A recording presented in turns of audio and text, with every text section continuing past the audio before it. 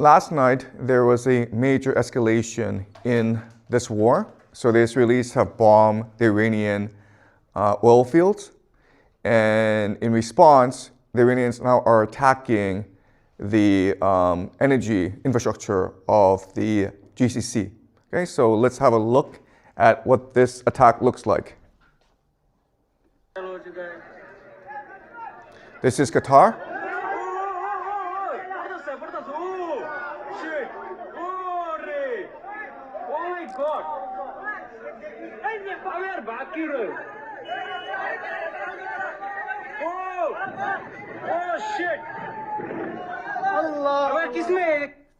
Okay, so Qatar provides 20% of the world's LNG, and this is a major escalation.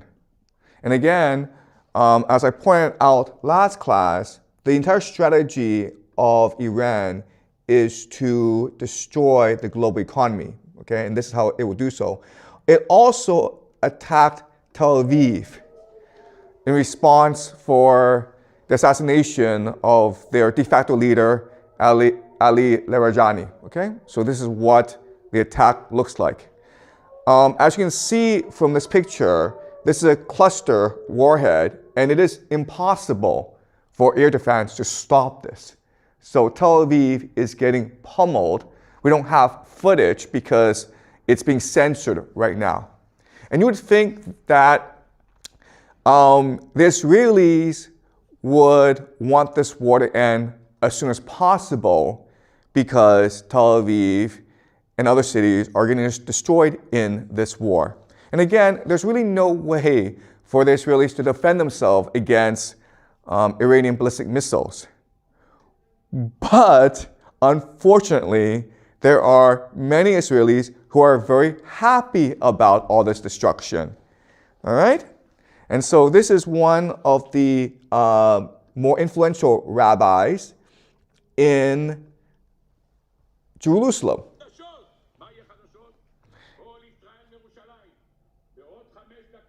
He's talking in Hebrew, but what he's saying is that this war of destruction, it will bring about the return of the coming of the Messiah. And it will happen on Thursday, which is today. Okay? So they are not at all saddened by what is happening. In fact, they are quite animated. They're very excited about what's happening. So again, you cannot look at this war from a geopolitical lens. You have to look at it from an eschatological perspective. All right? So let us look at where we are in the war so far. And as you can see, it is a regional war, and both sides are seeking maximalist objectives. And what this means is the United States and Israel wants to destroy Israel, especially its capacity to be a nation state. And so right now, the Americans and Israelis are attacking their leadership, decapitating their leadership, as well as targeting their economy. And later on, as this war progresses and escalates, they will start to target civilian critical infrastructure, including water. Okay? And it's already happening. They also want to have a divide and rule strategy where they want to provoke ethnic conflict in Iran and divide Iran up into ethnic enclaves. And this is what we call balkanization.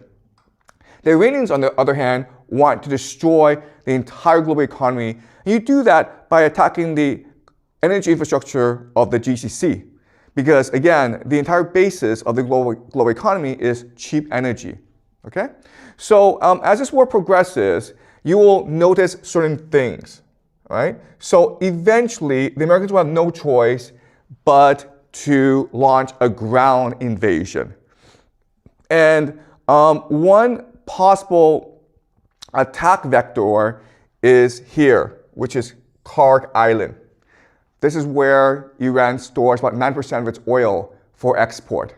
And so the idea is that if you take Karg Island, you will destroy the Iranian economy and thus its capacity to sustain this war. The problem with Karg Island is that it's easy to take, but it's hard to defend because of the coastline, right? In which case, you have to also take the coastline. But then you deal with the Zagros Mountains, and so you have to expand outwards. Okay, so this is what we call mission creep, where you cannot justify the war. So what you do is you put in some soldiers, and then the mission creep becomes just justification for the war. Okay, so that's one thing to spot as you read the news. Karg Island will be a flashpoint. Another flashpoint will be Saudi Arabia, because right now the Iranians are attacking Saudi Arabia. Now, what Saudi Arabia can do is declare war on Iran. And this is important because Saudi Arabia has a mutual defense pact with Pakistan, so that if any are attacked, the other is obligated to come to each other's defense. Okay? This is important because, as you can see, Pakistan opens up the eastern front. Okay? So it's possible the Americans can attack from the east. The other thing that's important is that Pakistan has nuclear weapons. And it is possible nuclear weapons are used. I strongly believe tactical nuclear weapons will not be used, okay? But once Pakistan is in the war, nuclear warheads are now at play, okay? Another thing to watch is how this war expands elsewhere, okay?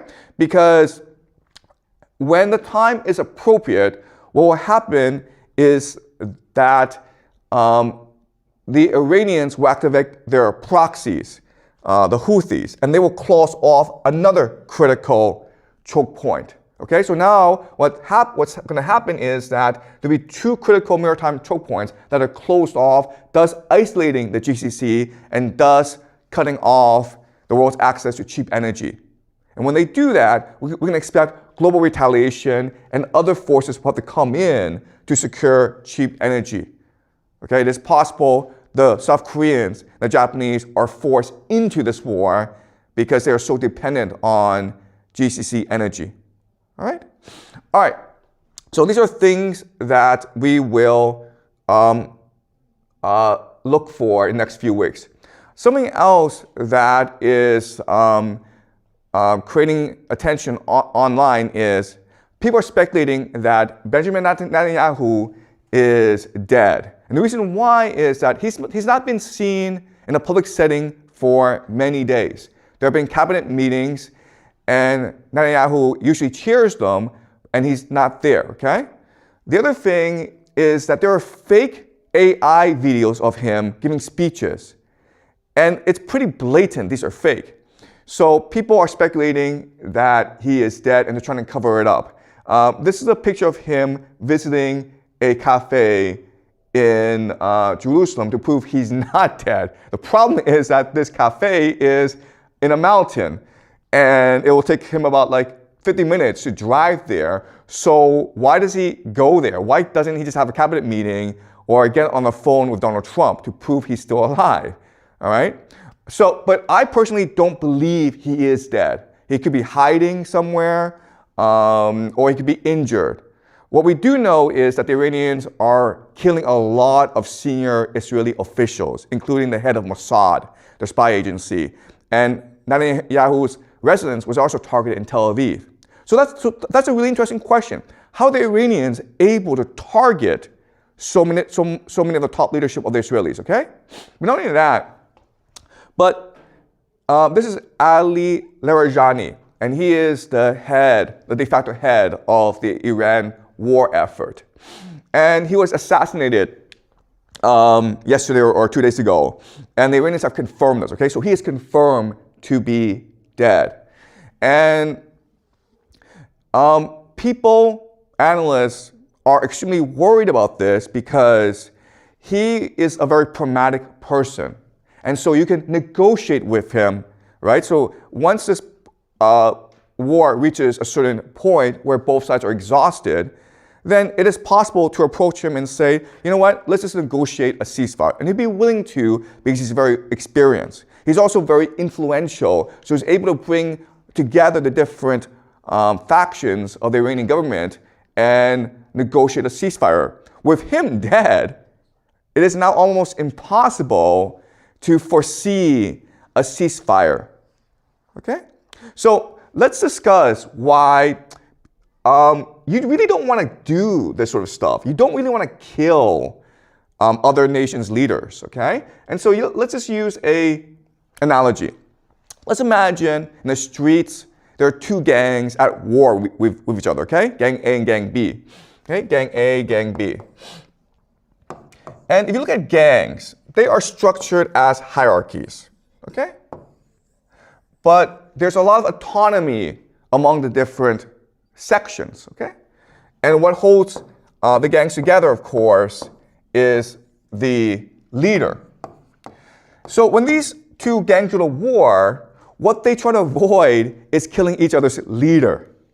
Why? Because a war is often used to achieve certain political objectives, right? And so the point isn't to kill everyone. The point is to negotiate a treaty that is most beneficial to you. And you do that by negotiating with each other's leaders, okay? Because they have the authority to implement the treaty.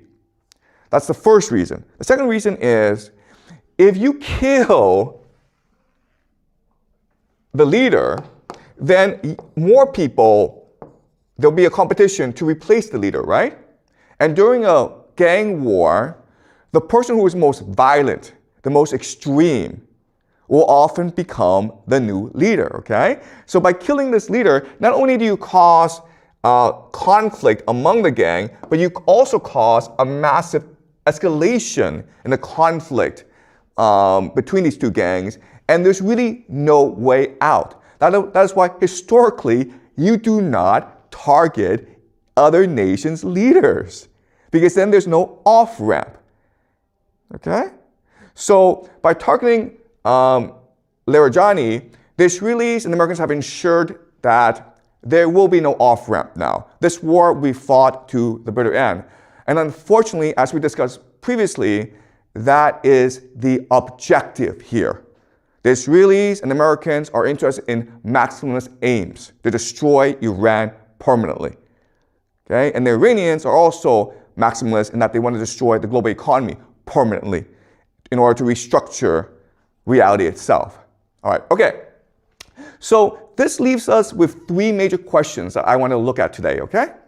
The first big question is, how are these leaders dying? It's not that easy to kill a leader, right? Because he's protected by security. And usually there are two ways to figure out where the leader is, okay? There's human intelligence, called HUMINT, and there's signal intelligence, called SIGINT. Okay? Human intelligence, signal intelligence. Signal intelligence just means electronic eavesdropping, where I listen in on your telephone calls, where I track your IP address, okay? And the Israelis and Americans are obviously very sophisticated in that. And the Americans and the Israelis are saying that we are using electronic surveillance in order to track these people down. I don't think that's convincing. I think the most important source, the most reliable source of information is human intelligence, having spies embedded in local networks to spot for you where they are, okay? That's the best way to figure out where they are. So then this raises the question, how are the Israelis and the Americans getting this human intelligence, okay? All right, that's the first question we want to look at. How are these leaders dying? Second question is like, why are they dying? Like, what's the point of killing them, right? Because once they die, they can just be replaced, and they're often replaced by a more extreme individual, okay? So that's the second question we want to look at. And the third question we want to look at is, what does this mean for the war and the world? Okay? What do these decapitation strikes ultimately mean for how this war will progress and how this will affect the world in general, okay? All right, so those are the three big questions I want to look at. So to answer these three questions, I want to introduce a new idea to you, okay? It's called the law of proximity. The law of proximity, the idea is this. Whenever you play a game, you're not just playing one game. You're playing many, many different games. And the game that you choose to play is the one that is most proximate to you, the one that is most close to you. And that impacts your decision making the most. Okay, so that's a law of proximity. So let me explain to you what this means using an analogy, okay? Let's just use your life. You are playing actually multiple games every single day, all right? So let's examine this. The first game you play, of course, is the family game, right? So you might have parents and you have siblings, okay? And the game you're playing, of course, is to win attention from your parents.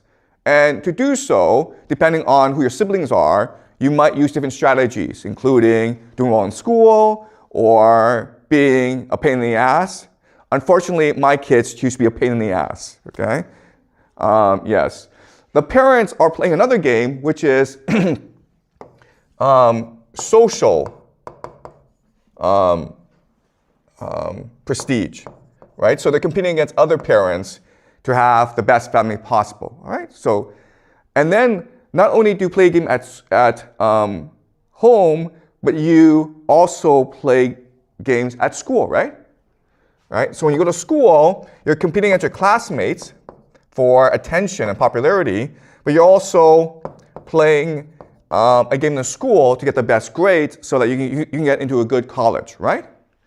Then you go to work, where you're competing in order to win the favor of your boss and to be popular among your colleagues. Then you play a city game where you live in Beijing and you want Beijing to be better than maybe Shanghai or Shenzhen, okay? And then you play a game of maybe a nation where you want China to be stronger than Japan, okay? So as you can see, every single day you're playing multiple games, even though you may not recognize it. And again, what's important is the game that is most important to you is the game which you are most close to, right? The one that you can see in front of you. Okay, does that make sense? Okay, but this is also true for nations as well, where we think that the game is between nations. But really, the game is within nations. And the conflict within nations is the one conflict that determines how nations behave against each other.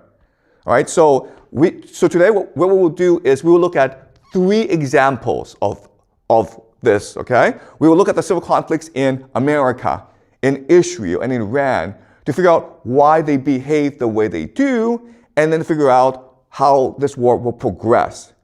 Okay, so clearly there is a civil conflict right now in America. Okay, you have the Democrats and you have the Republicans. Now what's odd is that even though these 2 different political parties are at war with each other, they both support the war because their calculus is different. Okay, so why do the Democrats support this war? Well, it's because they believe that this war will be extremely unpopular in America, which will allow the Democrats to dominate in the midterms in November and then win the presidential election in 2028. And they believe that this war will be so unpopular, it will destroy Donald Trump and allow the Democrats to rule forever. It will basically destroy the Republican Party. All right? And so that is your strategy. And if you think about it, it actually makes a lot of sense. The Republicans have a different strategy, which is this war may be unpopular, and this war may make America lose, but it's okay. Why?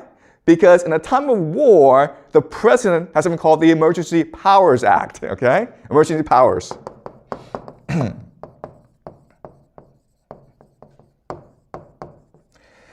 Emergency powers allows the president to essentially suspend the Constitution and to suspend or delay elections. Also, The Republicans want to pass something called Save America Act. Okay? The Save America Act, which means that if you are a voter, you must present ID in order to vote. And you think that this is, well, reasonable, but historically, the idea of checking ID is a way to discriminate against minorities, right? To have police officers there to scare minorities. And that's traditionally how racism was enforced in America. Okay? So in other words, the Republicans have many different strategies of either cheating or manipulating the elections. They could also, I have to say this, but if the war's going really badly, what they will do is call a national draft and cancel the elections, okay? All right? So these are two different strategies going on. But as you can see, this is not really about America defeating Iran. This is really about the Democrats or Republicans trying to obtain power and keep it, okay? All right. But what's important for us to understand is that it's not just about the Democrats and Republicans at war with each other. There's actually a much deeper divide in America, okay? And this divide is a conflict between the elite and the counter-elite. Remember how we introduced the idea of elite overproduction, right? This is the Peter Turchin idea. And he argues that what leads to civil war is that you have too many elite who want to be the ones in power. Power is a zero-sum game, and therefore, when you have elite overproduction, they have to go to war against each other in order to have the power. Okay? And so, what's going on? Who are the elite and who's the counter-elite? Well, I mean, to put it very simply, the Democrats represent the elite, and the Republicans represent the counter-elite, okay? So, basically the elite is the empire. And counter-elite is MAGA, which is America First. And so they have two different ideals for America. The empire is to maintain the current global order, right? And MAGA is to retreat back into the Western Hemisphere and focus on Americans' core national interests. Right. They're also divided into finance and AI. Okay? So in other words, Wall Street are the main backers of the current elite, and then Silicon Valley are the main backers of the counter elite. Okay? So these people are interested in maintaining the status quo. They are interested in a revolution, right? And so this is the main divide in America that will eventually lead to a civil war, like an actual civil war, okay? But right now, they're fighting over foreign policy. So I will discuss this more in the future, okay? But I present to you now. So let me give you a concrete example of why they're fighting. Why are people in finance fighting with people in AI? And there's a very good reason. Because if you're able to control Washington, D.C., if you're able to control the levers of government, you're able to make a lot of money for yourself, okay? So let's look at this concretely. Okay, what people don't really understand is that both finance and AI are bubbles that will burst. They're parasites, okay? So finance is a parasite because there's something called a private credit bubble, all right? Private credit bubble, the idea of private credit is very simple. Rather than banks issuing loans to companies, companies privately issue loans to other companies. And you would think that these companies would be very careful with who they lend to and how much they lend to, right? That's not true though, okay? Why? Because in 2008, these banks destroy the global economy, and the American government bailed them out. Right? They suffered no consequences. This idea of moral hazard. If you do not suffer consequences for your stupidity, well, you're just going to be more stupid in the future. Okay? So these companies believe that we control Washington, D.C., therefore we can be as risky and stupid as we want. So they're giving out lots and lots of silly loans to companies because they collect a fee for these loans, right? And then when these loans don't actually work out, meaning the companies go bankrupt, what they do is they say, oh, we'll lend you some more money to keep afloat, okay? So now this problem has reached about $2 trillion. And so they think that, okay, well, worst case scenario, the government will bail us out if we all go bankrupt because we're too big to fail. And all our friends are in government. Okay? That's their mentality. And in 2008, that worked. But there's a problem today, which is there's also another group that's doing the same crap, okay? And it's called the AI bubble. All right, so if you look at AI bubble, you've got companies like Microsoft, OpenAI, Oracle, NVIDIA, okay, lots and lots of different companies. And the way they operate is they just lend money to each other, okay? It's like, I give you $1 billion, then you give me $1 billion, and now we have $2 billion. Okay? It's a circle jerk. And it's getting a lot of money from the GCC and other investors. The problem, of course, is what's happening in the war, right? So if the GCC can no longer put more money into this bubble, then eventually this bubble will have to burst. But they're like, that's okay. Why? Because we control Trump. We control the White House. We are the stock market. Therefore, Washington, D.C. will bail us out. Okay? So that's the war going on, where you have two parasitic forces, the finance sector and the tech sector, and they are all looking for government bailouts when their bubble bursts. But the government doesn't have infinite money. It can only bail out one side, right? So they're going to fight over with the government. They're going to fight over who bails who out, okay? If the Democrats can win the House and the presidency into 2028, then the private credit people will get bailed out. But if Trump and his people stay in power in 2028, then the AI people will get bailed out, okay? So that's the civil war going on in America right now. We'll discuss this more later in the future, but I just present to you right now, okay? And then, of course, you have the Israelis, Israel. People don't really appreciate how divided Israel is. This is about 2020 when you have like 1 million people in Tel Aviv calling for the resignation, the impeachment, the jailing of Prime Minister Netanyahu. Because Netanyahu, like most Israeli politicians, is very corrupt. Okay?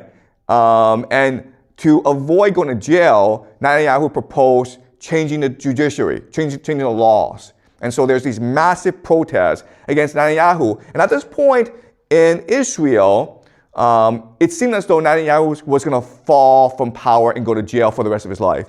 But then, of course, October 7th happened. Okay? October 7th happened.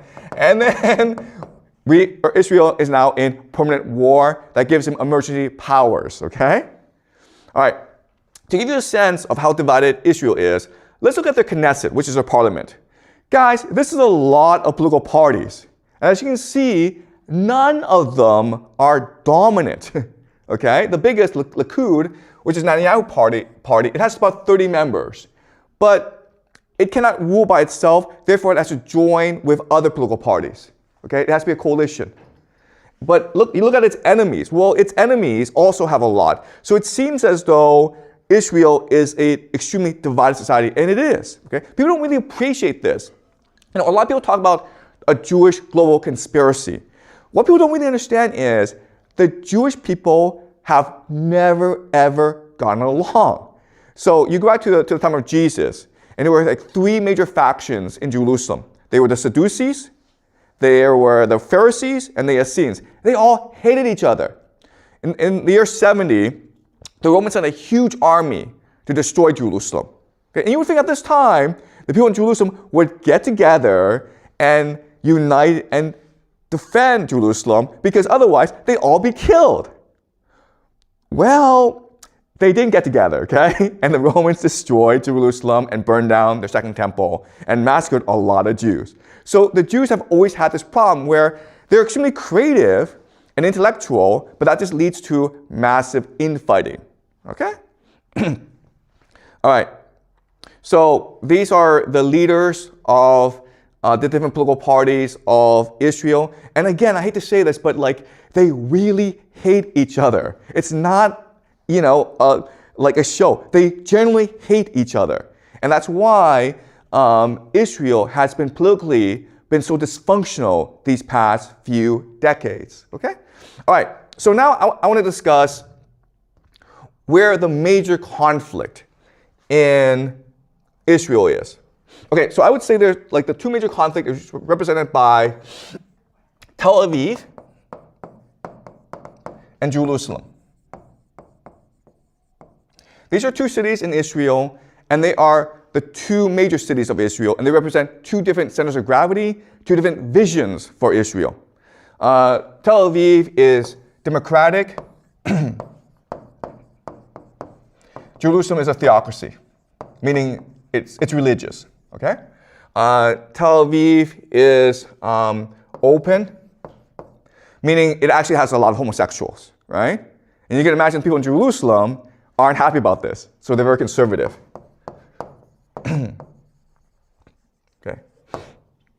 Okay, cosmopolitan tradition. All right, so these are two vastly different visions for Israel, where Tel Aviv is this open, democratic, modern, progressive city. Lots of homosexuals, lots of open ideas, very secular, very outward-looking, very Western. Jerusalem is the complete opposite, okay? Very religious, very conservative. And they hate each other. And the fact that Tel Aviv is getting destroyed right now in this war, people in Jerusalem are actually okay with this, okay? They're not like, oh my God, they're killing Israel. No. Tel Aviv is the great Satan. Let's just destroy it so that we can build a theocracy. Okay, all right. So let's look closely at where they disagree, okay? So Israel is the kingdom of David.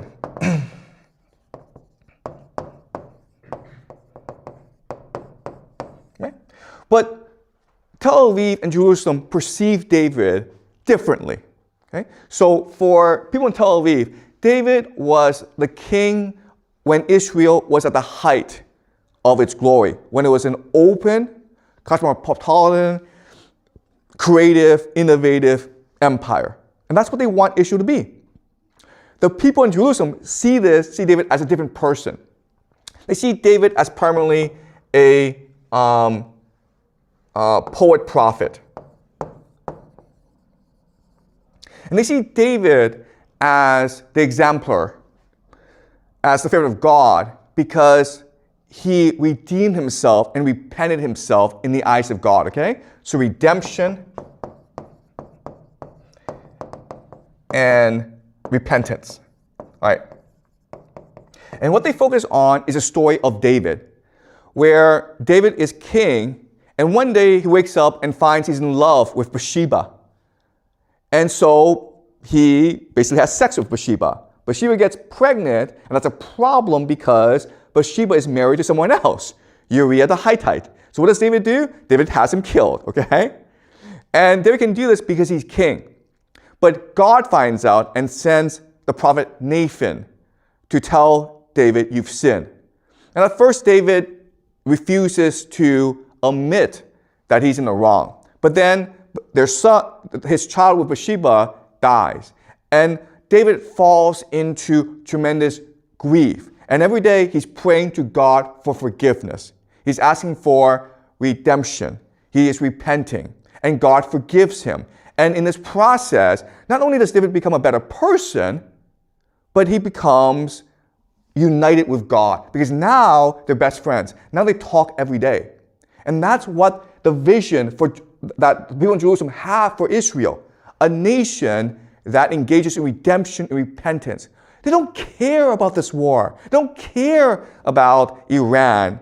They don't care about the United States. They don't care about the Greater Israel Project. They care about the Jews finding God again and being loyal to God. And that is what will bring peace to the world, okay? That is how they see the world.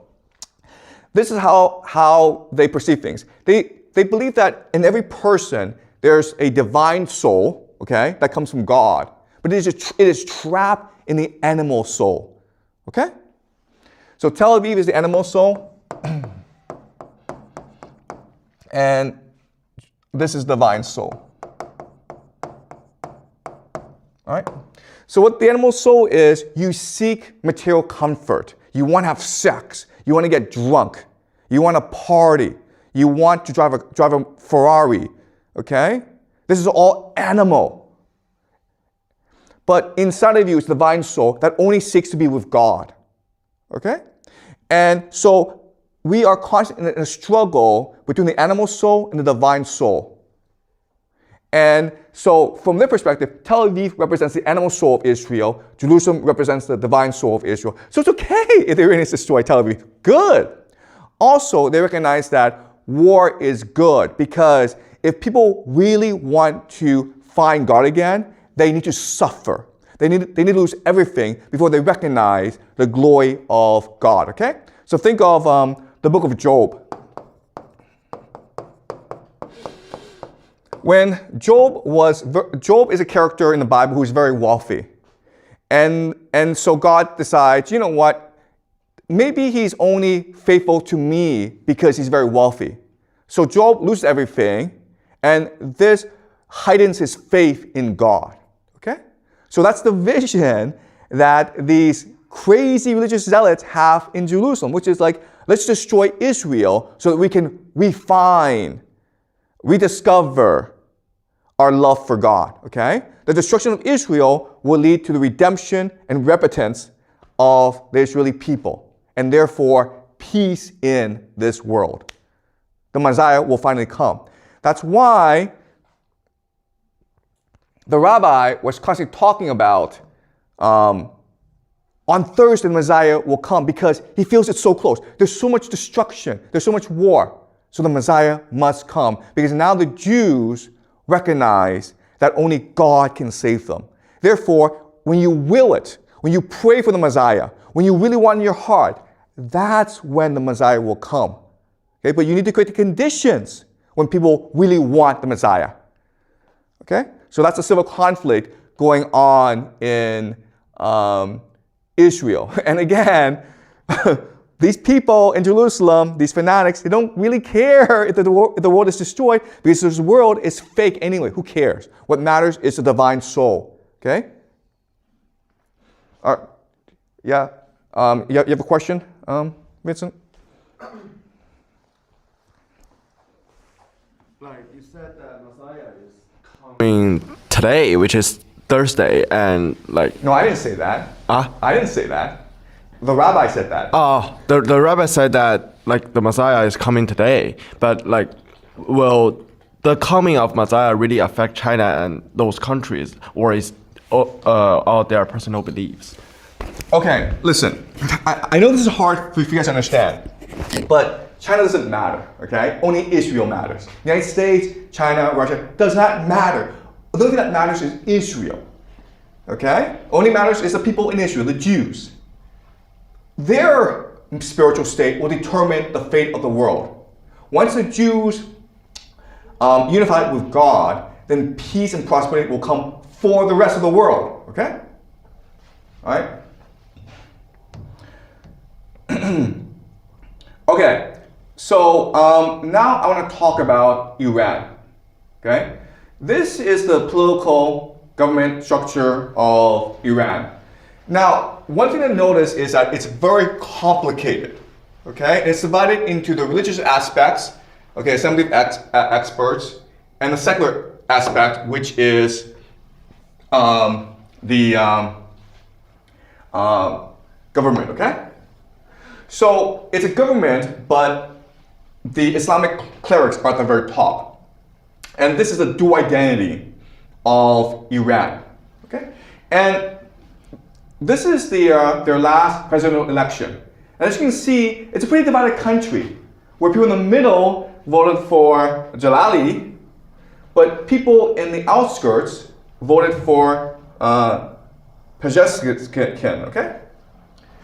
So there's a lot of conflict in Iran, not just political, religious, but also ethnic as well. All right, so let me explain very quickly what I see is the major divide in Iran, okay? So of course you have the Islamic theocracy, and they're in conflict with secular nationalists.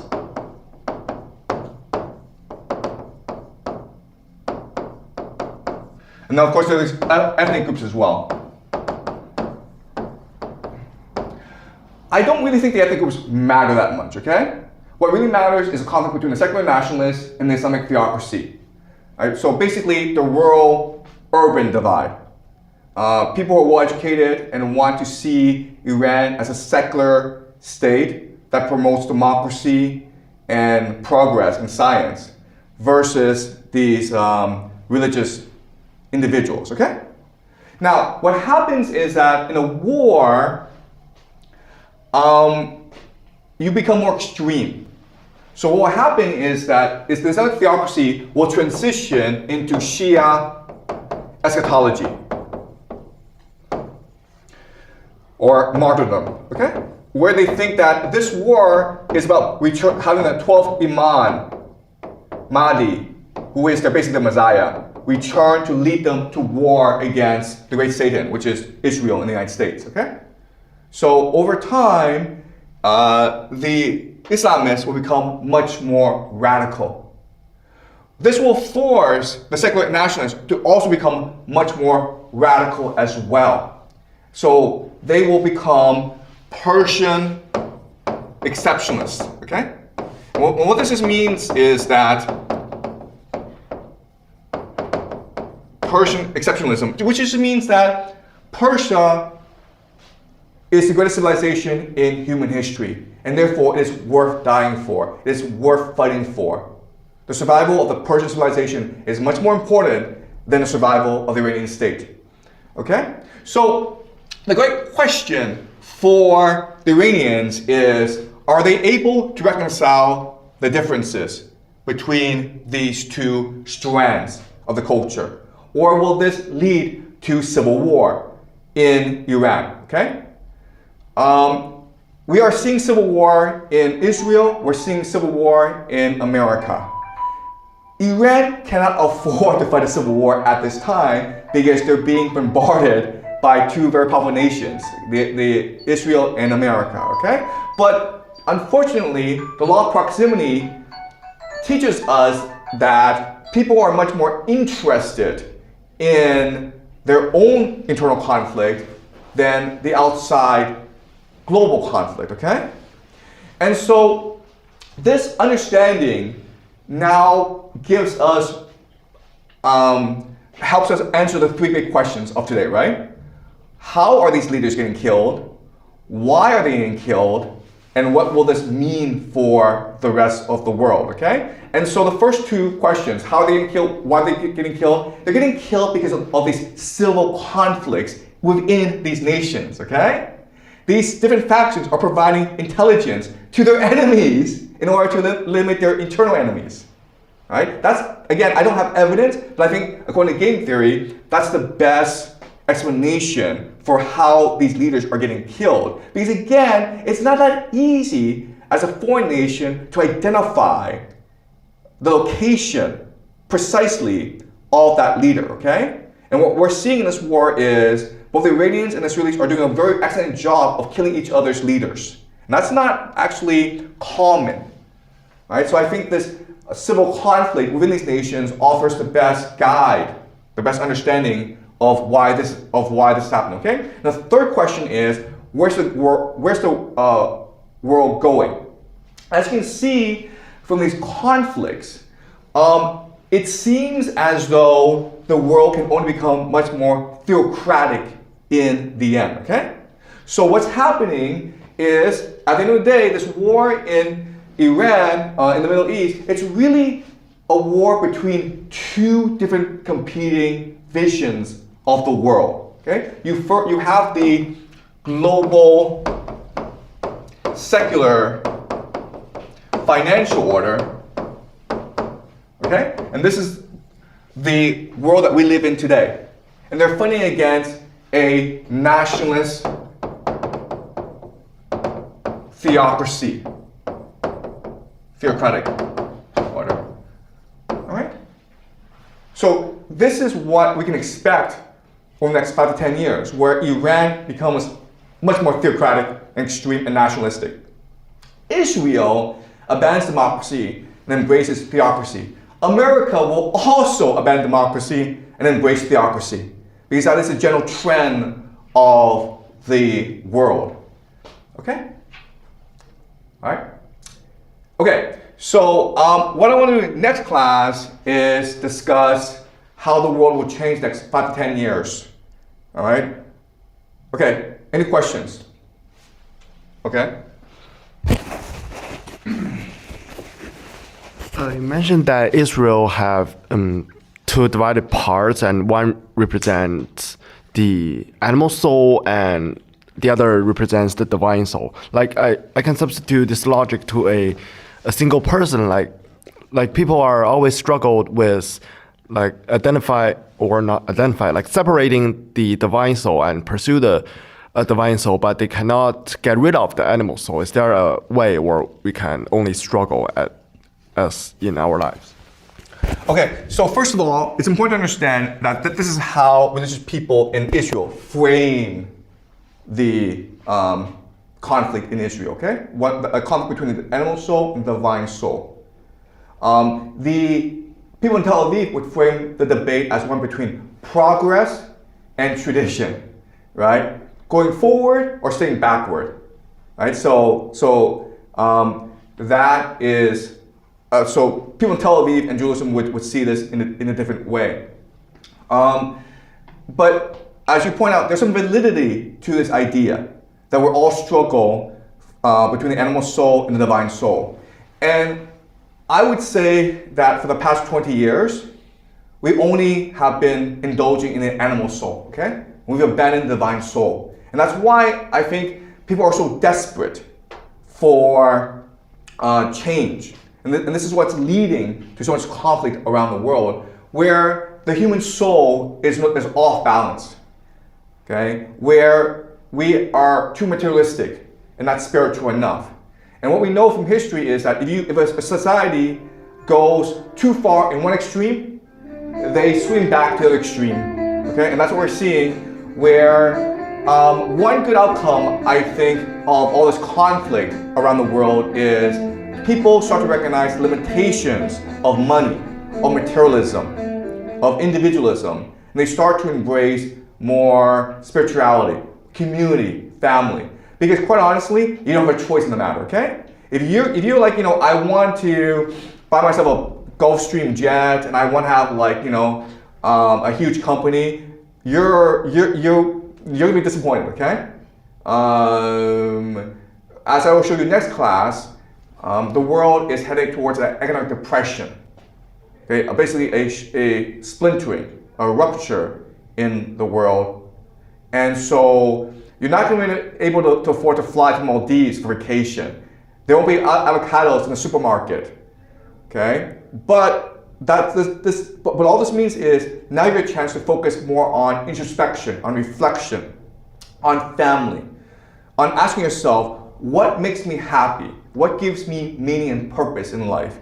And the answer, of course, is each other. Okay? And maybe this is a good thing. Maybe this is the intention of the universe. Maybe, as the people in Jerusalem would say, this is really the plan of God. Okay? And it's unfortunate that all this war and suffering is happening. But again, what a lot of people who are religious will tell you is, we can only find redemption through suffering and through pain and through tragedy. All right? Okay? Any more questions, guys? Okay, all right, I'll see you next class.